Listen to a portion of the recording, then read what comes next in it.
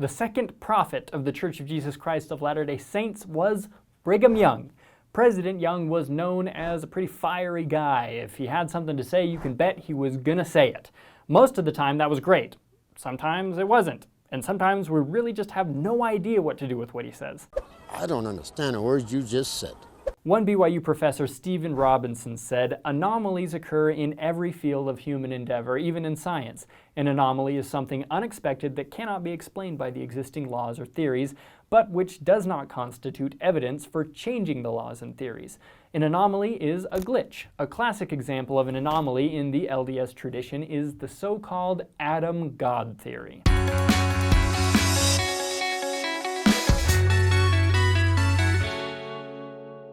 So essentially what we have is Brigham Young teaching a few different times that Adam, as in Adam and Eve, was God the Father in mortal form. In early statements, Brigham Young seemed pretty sure about this, but as time went on, his language became a little less forceful and a little more opinion-based. For the sake of time, I'm gonna just throw up a bunch of stuff he said, and if you're interested, you can pause the video and go through and read them. Now, when you just look at these quotes, it seems pretty clear where Brigham stood on the subject. And I'm personally just fine with the idea that Brigham Young was mistaken. Admirable, but mistaken. But it's also not that simple, because for every reference to Adam as God, there are even more references where Brigham Young teaches that Adam is just Adam and God is God, two separate beings.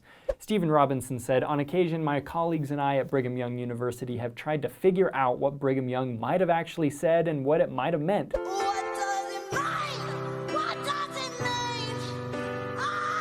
But the attempts have always failed. The reported statements simply do not compute. We cannot make sense out of them. This is not a matter of believing it or disbelieving it. We simply don't know what it is." I don't get it. An apostle, Elder Bruce R. McConkie, echoed that statement. What I'm saying is that Brigham Young contradicted Brigham Young, and the issue becomes one of which Brigham Young we will believe. The answer is we will believe the expressions that accord with the teachings in the standard works. And the fact is that the standard works do not teach that Adam was God the Father. It's not a doctrine of the restored gospel. It wasn't something Brigham Young presented to the Quorum of the 12. In fact, at least one of the apostles of Brigham's day, Orson Pratt, pushed back against the teaching. A later prophet, Spencer W. Kimball, denounced it. So the next question is, if prophets can make mistakes like this, then how can we trust that anything the prophets say is true?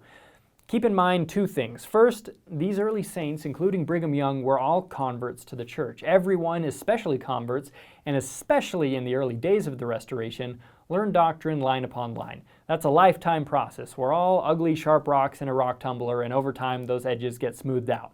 Nowadays, there are checks in place to make sure that all official doctrine is unanimously agreed upon by the First Presidency and Quorum of the 12. Second, I reference another quote from Brigham Young. "I am more afraid that this people have so much confidence in their leaders that they will not inquire for themselves of God whether they are led by him.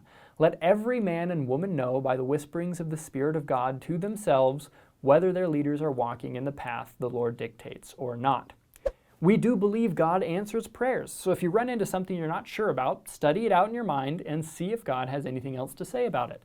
Even the church's official newsroom says, "Individual members are encouraged to independently strive to receive their own spiritual confirmation of the truthfulness of church doctrine. Moreover, the church exhorts all people to approach the gospel not only intellectually, but with the intellect and the spirit, a process in which reason and faith work together."